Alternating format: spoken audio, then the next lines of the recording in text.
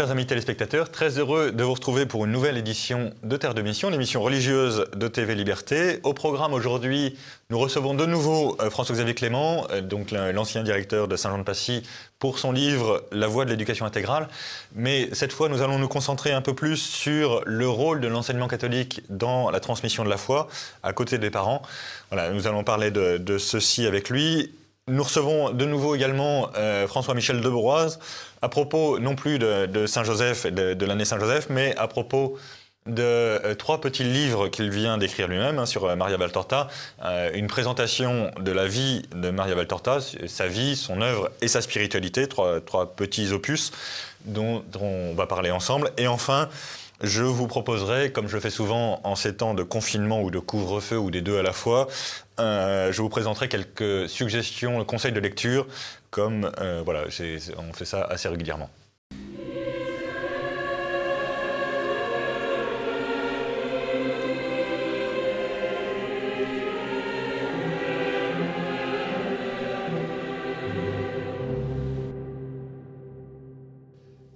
Eh bien, je suis très heureux d'accueillir de nouveau sur ce plateau de Terre de Mission François-Xavier Clément. Bonjour François-Xavier. Bonjour Guillaume. Merci d'avoir de nouveau accepté notre invitation. Vous allez prendre quasiment votre ronde serviette à Terre de Mission parce que vous y êtes toutes les semaines maintenant. Donc on reprend notre conversation de la semaine dernière à propos de votre livre sur l'éducation intégrale, La voie de l'éducation intégrale, qui est paru chez Artege il y a quelques semaines. Et je voulais qu'on se concentre un peu dans cette nouvelle émission sur la transmission de la foi et le rôle que peut jouer l'enseignement catholique dans cette transmission de la foi. Parce que pour des parents en particulier, il y a une chose qui est assez frappante, enfin, des parents qui ont le désir de transmettre la foi à leurs enfants, il y a une chose qui est assez frappante, c'est que les établissements catholiques ne sont pas toujours des soutiens très solides pour la transmission de la foi. Je voudrais pas caricaturer, évidemment, il y a des choses très belles qui se jouent, mais il y a quand même un vrai sujet de... on a l'impression qu'on met une petite phrase spi dans le projet éducatif et que tout le reste, voilà, ça nous occupe une fois de temps en temps pour la profession de foi des enfants, quoi.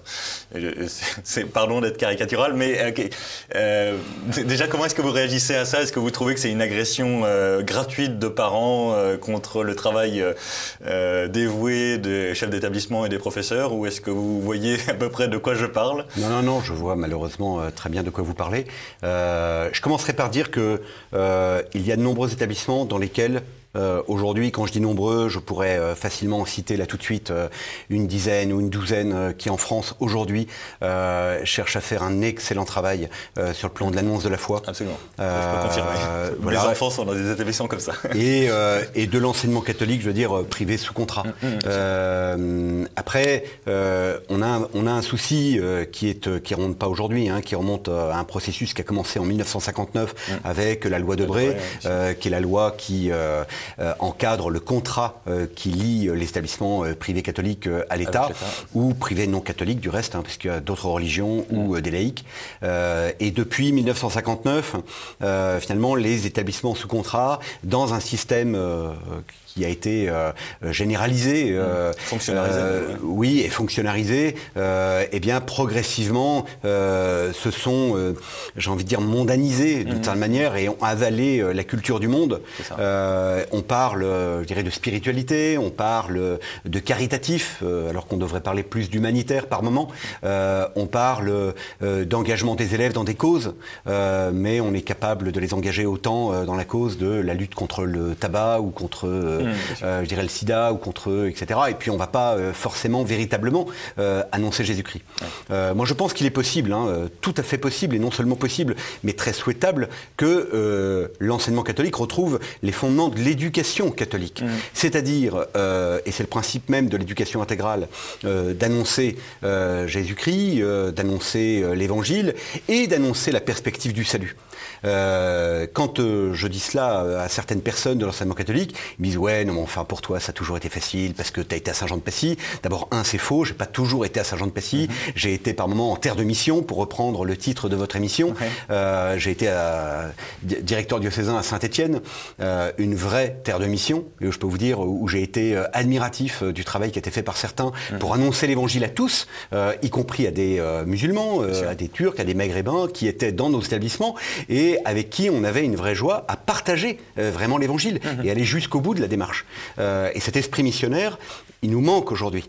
L'esprit missionnaire qui fait qu'on va annoncer à temps et à contre-temps l'évangile du Seigneur. Et il faut préciser quand même, parce que tout le monde a l'air de considérer qu'il va de soi que puisqu'on a le contrat d'association, on est assez largement subventionné par l'État, sauf que c'est quand même dans notre poche que l'État subventionne, que tire des subventions. Mais enfin, du côté financier, ça c'est plus facile, et on assimile assez facilement ça à, en contrepartie, vous acceptez le programme de l'État. Ben oui, mais on a quand même le caractère propre, et on a tout à fait le droit, et même le devoir, à mon avis, dans l'enseignement catholique sous contrat, de dire ce qui nous distingue et j'aurais même tendance à dire que il y a quelque chose de presque insultant à ce que des bons cathos cachent le trésor qu'ils ont et dont ils vivent dans leur vie personnelle et spirituelle en disant non mais je veux pas faire de prosélytisme ou je sais pas quoi. Ben oui, mais attendez, vous avez un devoir c'est pas pour vous que ça a été donné, enfin ça a été donné pour votre salut aussi, mais c'est d'abord pour le salut des autres que vous êtes prof, quoi. Vous savez, à partir du moment où, tiens, au fond, la question que vous posez, elle pose un problème de foi. Radicalement, c'est un problème de foi. Soit on y croit, soit on n'y croit pas. Mais si on croit véritablement que l'enjeu de la vie, c'est la vie éternelle, alors ça change tout. Ça change tout. Et la radicalité de ce changement dans le cœur d'un homme ne doit pas le conduire à une attitude, de violence ou à une attitude de baptiser à coups de goupillon, etc., comme certains ont tendance à le caricaturer. Doit évidemment intégrer beaucoup de douceur, beaucoup de délicatesse et le temps. Mais en revanche, la visée doit être claire. La visée, c'est celle d'annoncer le royaume de Dieu et de tout faire pour que, ici et maintenant, là où je suis en tant que chrétien et en tant que frère de Jésus-Christ, eh bien, je puisse annoncer l'évangile et mener les enfants qui me sont confiés par la grâce de Dieu sur le chemin de la foi ou sur le chemin de la vie éternelle. Absolument. Enfin, oui, évidemment, entièrement d'accord. Et alors, ça nous ramène à la question qu'on évoquait brièvement la semaine dernière, mais qui est pour moi vraiment stratégique dans l'enseignement catholique. Parce que l'enseignement catholique sous contrat a... Pardon, je vois bien que c'est assez caricatural, mais a parfois été bureaucratisé comme l'éducation nationale elle-même, en considérant que c'était une bureaucratie au service de la transmission de la culture. Alors la transmission, c'est pas toujours très bien, mais enfin, elle se contente de ça. Et puis on est très content d'être les meilleurs dans la transmission et on met de côté les parents. C'est pas du tout comme ça que nous, catholiques, on voit les choses. Encore une fois, on les voit comme un principe de subsidiarité. C'est d'abord dans la famille qu'on reçoit, qu'on est éduqué. Alors, malheureusement, il y a beaucoup de familles, y compris chez nous, qui sont démantelées, mais enfin, il y a quand même cette question-là. C'est d'abord dans la famille. Et il n'est pas normal que les élèves soient confrontés trop tôt à la dissonance entre le discours familial et le discours éducatif. Et enfin, moi, ce que j'ai apprécié à Saint-Jean-de-Passy comme parent d'élève, ou ce que j'apprécie à Stan aussi comme parent d'élève, ou dans d'autres établissements, c'est qu'on ne dit pas la même chose que dans la maison, évidemment. Les profs n'ont pas vocation à faire la même chose que les parents. Mais enfin, il n'y a rien de contradictoire. Et c'est déjà... c'est extrêmement rassérénant pour les enfants de ne pas avoir à s'opposer dès l'âge de 5 ans ou de 7 ans à leurs profs. En fait, il faut distinguer ce qui se vit dans la classe de ce qui se vit dans l'établissement. Ça, c'est vrai. Le contrat qui lie un établissement à l'État, il porte sur la responsabilité d'un professeur de respecter les programmes de l'État. On aime ou on n'aime pas. Si on n'aime pas, on peut aller dans des écoles indépendantes qui n'ont pas ce contrat. Et je comprends qu'on puisse ne pas aimer, très clairement. Mais à partir du moment où on est dans un établissement avec un contrat, eh bien, les professeurs se doivent d'enseigner les programmes de l'État. Mais c'est tout. C'est tout. Absolument. Et ça veut dire qu'en dehors de la classe, l'élève doit pouvoir trouver des adultes qui vont être de véritables éducateurs chrétiens, qui vont pouvoir ajuster ce qui a besoin d'être ajusté pour que justement la dissonance dont vous parlez n'existe pas. Ou qu'elle soit amoindrie, ou qu'elle soit accompagnée pour que l'enfant eh bien, trouve son chemin d'unité, car c'est un des fruits. On parlait la semaine dernière de la joie comme étant un très beau fruit de l'éducation. Eh bien, je pense que effectivement, l'enfant trouve sa joie et sa capacité à s'engager, à être libre, à partir du moment où il trouve un chemin d'unité entre ce qu'il a dans le cœur comme germe de croissance pour sa vie, et ce qu'il dit, ce qu'il entend, ce qu'il rencontre, ce qu'il engage, je dirais, pour ensuite sa vie et celle des autres. Ouais, okay. Merci beaucoup, je suis désolé, ces émissions passent beaucoup trop vite, c'est le problème de ces petites séquences de 10 minutes, mais je pense que, chers amis téléspectateurs, vous avez vu un peu la fougue de François-Xavier Clément dans ce désir éducatif, hein, il y a une vraie vocation à l'éducation. Il y a une vocation parentale, évidemment, mais il y a aussi une vocation à être prof ou à chef d'établissement. Et nous, parents, on est extrêmement reconnaissants aux profs et aux chefs d'établissement qui s'engagent un peu à fond. Et c'est une éducation intégrale, ça veut dire que ça engage toute la personne, quoi. Et pas simplement pour les enfants, aussi pour les profs. Exactement, et c'est quand même très agréable de voir qu'à côté, voilà, on est sur des créneaux de la barricade un peu différents, mais on est quand même, on contribue ensemble à faire l'éducation de nos enfants et de les faire grandir vers le salut, vers la vie éternelle. Et merci beaucoup, cher François-Xavier Clément, pour ce livre et pour votre travail éducatif. Merci Guillaume.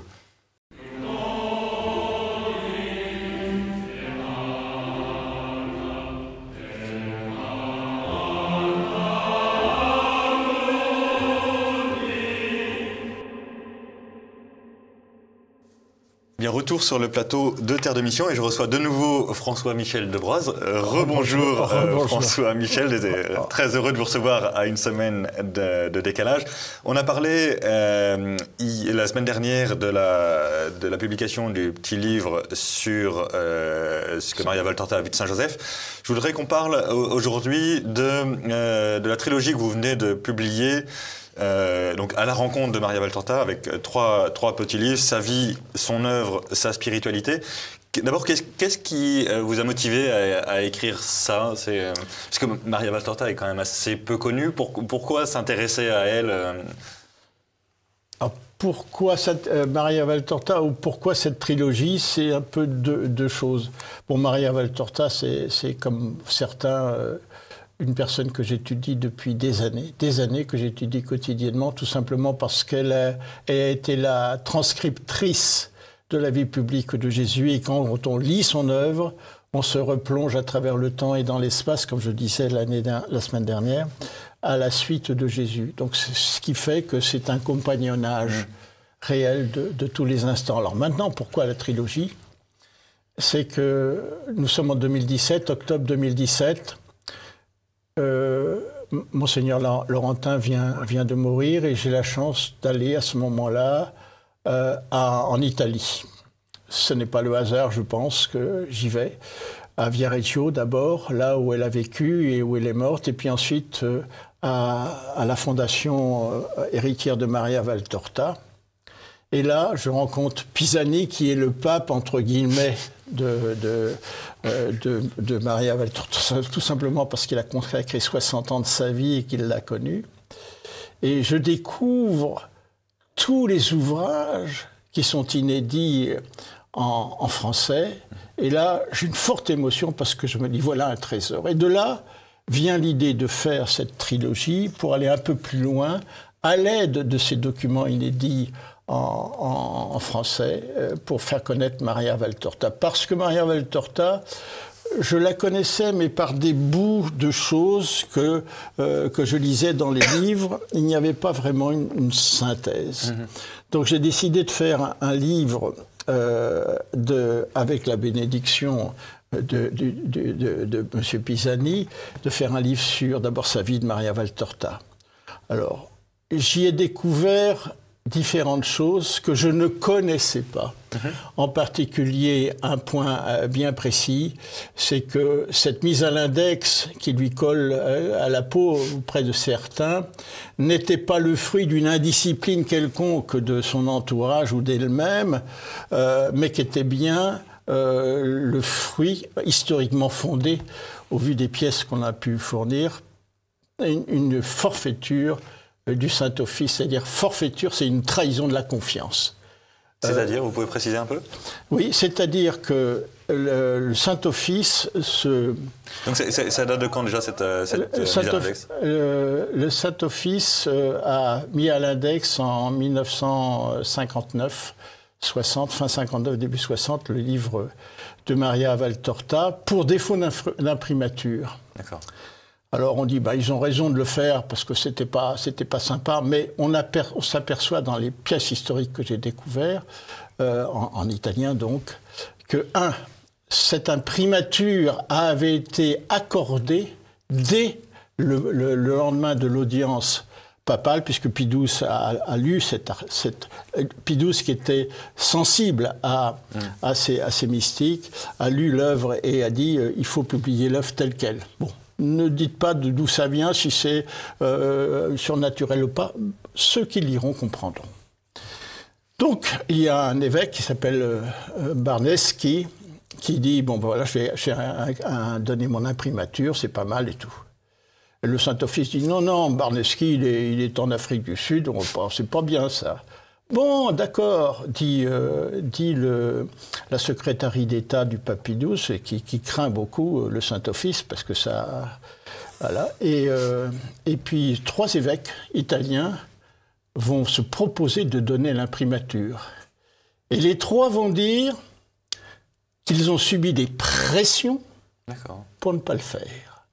Et les pressions, ça vient du Saint-Office. Alors, c'est des téléphones. C'est des conversations, c'est des allusions, mais c'est des pressions.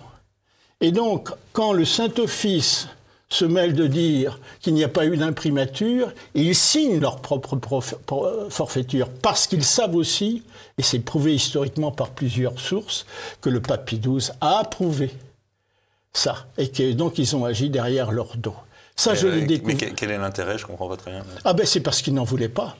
Ils n'en voulaient pas. Et alors, s'ils n'en voulaient pas, il suffisait que ce soit l'œuvre d'une laïque. On n'est pas obligé de tout approuver ce qui est public. Non, ils ne voulaient pas de cette là. C'est quelque chose. N'oublions pas que cette équipe-là, c'est l'équipe qui va persécuter, selon les propres mots du cardinal Lercaro, archevêque de Boulogne, qui va persécuter le Padre Pio. C'est cette équipe-là. C'est cette équipe-là qui va mettre à l'index les révélations de Sœur Faustine. À la même époque. Ces gens-là, ils ne veulent strictement rien, ce qui fera dire en 1963 au cardinal Frings, devant l'Assemblée conciliaire, la procédure, et devant le cardinal Ottaviani, il dira la procédure du Saint-Office est un scandale.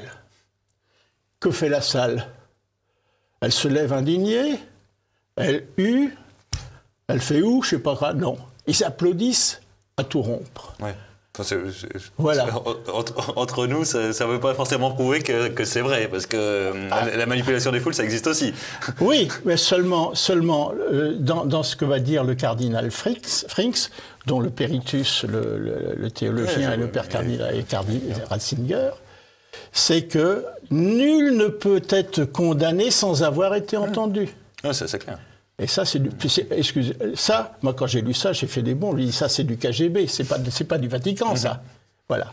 Donc, il y avait en effet ce genre de choses qui correspondaient à des mœurs assez terrifiants de la part de... Il y a d'autres choses qu'on vient de découvrir, qui est aussi une autre mystique qui s'appelle Luigina Sinapi, qui viendra un jour au Saint-Office dire attention, il faut pas combattre l'œuvre de Maria Valtorta. Cette Luigina Sinapi, c'est celle qui avait annoncé au pape Pie XII, qui était cardinal Pacelli à cette époque, qui a dit « Vous serez pape ».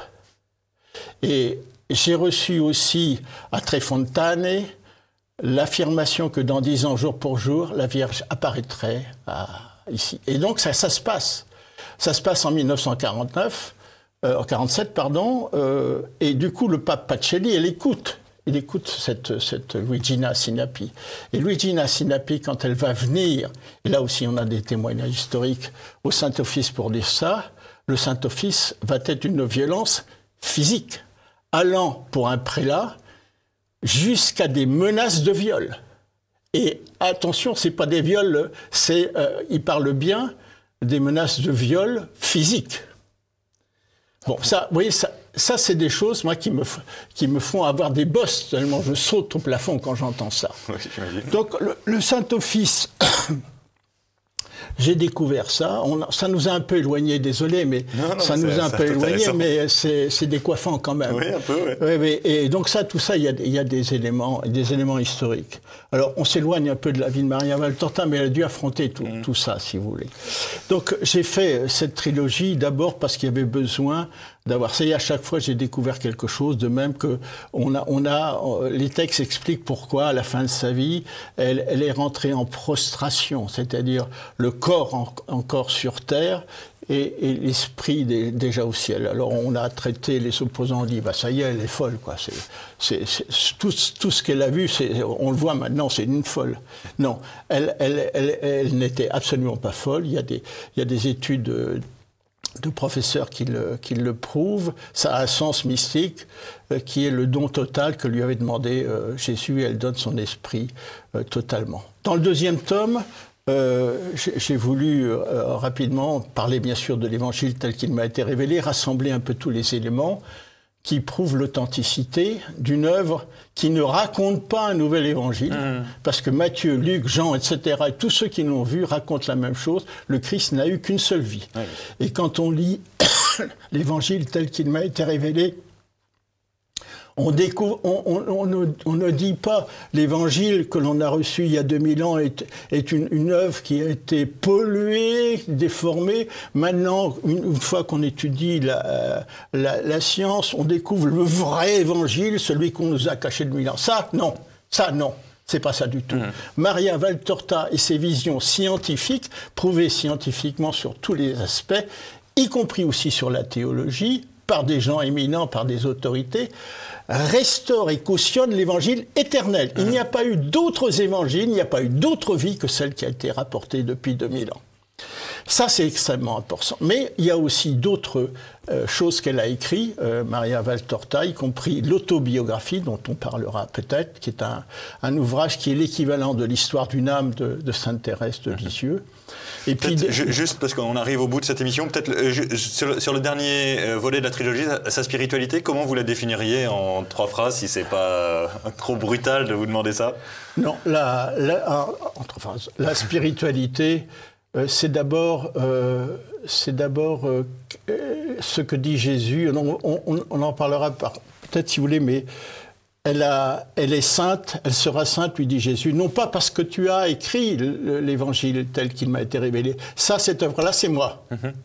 Mais par ta vie d'amour et de sacrifice. Alors ça, c'est 2 mots.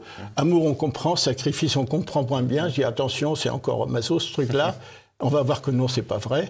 Et surtout, elle a, y compris dans l'autobiographie dont on parlait éventuellement, elle a des découvertes extrêmement importantes dans sa spiritualité, qui est la confirmation de la tripartition de l'homme, corps, âme et esprit, selon ce que dit saint Paul. Alors c'est autre chose que de la théologie, parce que c'est cette découverte qu'elle développe dans toute son œuvre, dans sa spiritualité, qui cautionne de façon extrêmement logique ce que dit le magistère sur le processus des visions, qui est un processus naturel qui s'explique grâce à ça, sur le processus des visions, donc des apparitions et des révélations. Et elle fait enfin des commentaires théologiques étonnants, d'une profondeur stupéfiante au point que on a longtemps cru, moi y compris, que ce qu'elle écrivait venait de l'Esprit Saint, que c'était l'édité de l'Esprit Saint, jusqu'à une personne qui s'appelle Marie-Juliette Quignon dit non, non, elle parle bien en tant qu'homme. C'est elle qui écrit. C'est stupéfiant. Alors cette spiritualité, c'est celle assez classique issue de Sainte Thérèse de Lisieux, qui l'a tellement frappée, sauf que sa vie est différente de celle de Sainte Thérèse de Lisieux. C'est une vie d'amour donné pour son Seigneur, pour la consolation de son Seigneur, et pour sauver des âmes. Bon, ça c'est un peu bref à développer. 3 mots. Oui, merci beaucoup. Je suis désolé, ça devrait faire l'objet de plus longues émissions, mais malheureusement, le temps nous est compté. Donc, François-Michel Debroise, 3 petits livres à la rencontre de Maria Valtorta, sa vie, son œuvre, sa spiritualité. Et c'est une très belle entrée en matière pour comprendre un peu qui est Maria Valtorta. Merci. Merci Guillaume.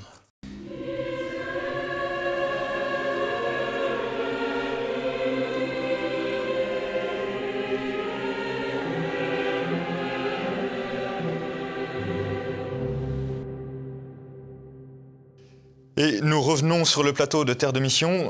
Comme assez souvent pendant cette période de confinement, je vous propose une petite séquence de lecture d'ouvrages, des conseils de lecture. Alors le premier ouvrage que je vous conseille, on aura probablement l'occasion d'en reparler dans une prochaine émission, mais c'est un ouvrage de Don Marie Bruno qui s'appelle « Le silence monastique », paru aux éditions Life, de notre ami Guillaume d'Alençon. Don Marie Bruno, comme son nom ne l'indique pas, est un cistercien. Quand j'ai vu le livre, je me suis dit que ça devait être un chartreux, puisque Saint Bruno est le fondateur des chartreux. En l'occurrence, et évidemment les chartreux ont une petite compétence, et une grosse compétence même, en matière de silence monastique. En l'occurrence, c'est un cistercien. Mais c'est un bouquin absolument... évidemment, c'est un sujet un peu austère, hein, le silence monastique, mais... dans cette société de zapping et de bruit permanent, vous vous souvenez de Bernanos qui disait que la civilisation moderne était un complot contre toute vie intérieure. C'est extrêmement rafraîchissant de voir ce qu'un moine a à nous dire du silence et à quel point le silence est habité. C'est grâce au silence qu'il peut rentrer en contact avec Dieu. Et voilà, je ne saurais trop vous conseiller, spécialement pour les personnes qui sont comme moi un peu impliquées dans la vie urbaine ou la vie politique de leur pays. C'est un très agréable, une oasis de silence, le silence monastique, Life Édition.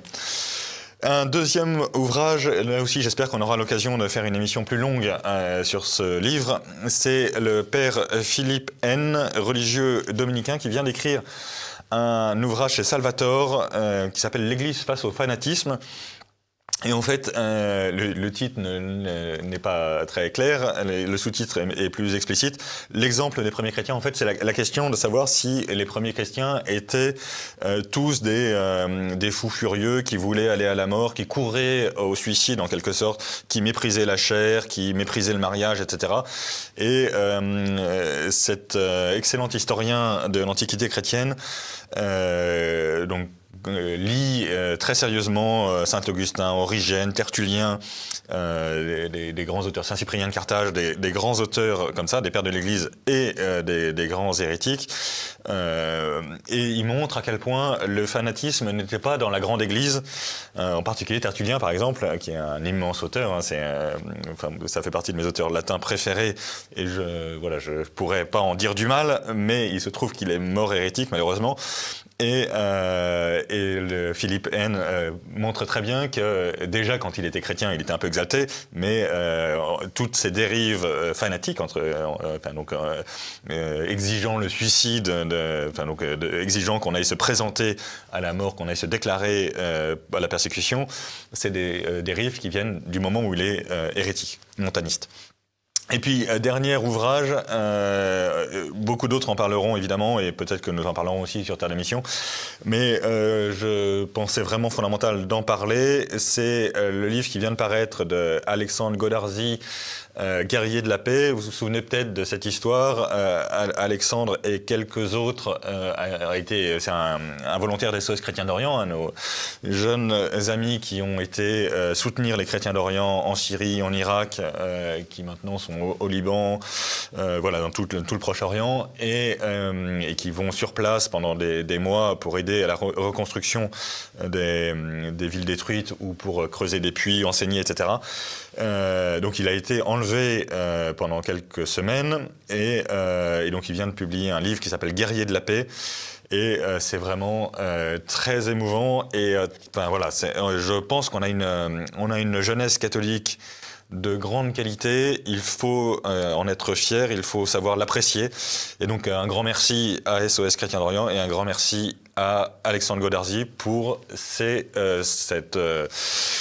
ce bouquin et cette œuvre générale des SOS Chrétiens d'Orient qui nous met vraiment du baume au cœur. La France n'est pas morte, la France est encore aux côtés des Chrétiens d'Orient, même si notre gouvernement, malheureusement, est depuis des années contre les Chrétiens d'Orient, va les bombarder. Mais voilà, Guerrier de la paix, aux éditions du Rocher, d'Alexandre Godarzy. Philippe N, l'Église face au fanatisme, aux éditions Salvator. Don Marie Bruno, Le silence monastique, Live édition. Merci beaucoup, chers amis téléspectateurs. Ainsi s'achève notre émission. La semaine prochaine, ce sera Jean-Pierre Maugendre qui animera Terre de Mission. Nous nous retrouvons quant à nous dans 3 semaines. D'ici là, que Dieu nous garde.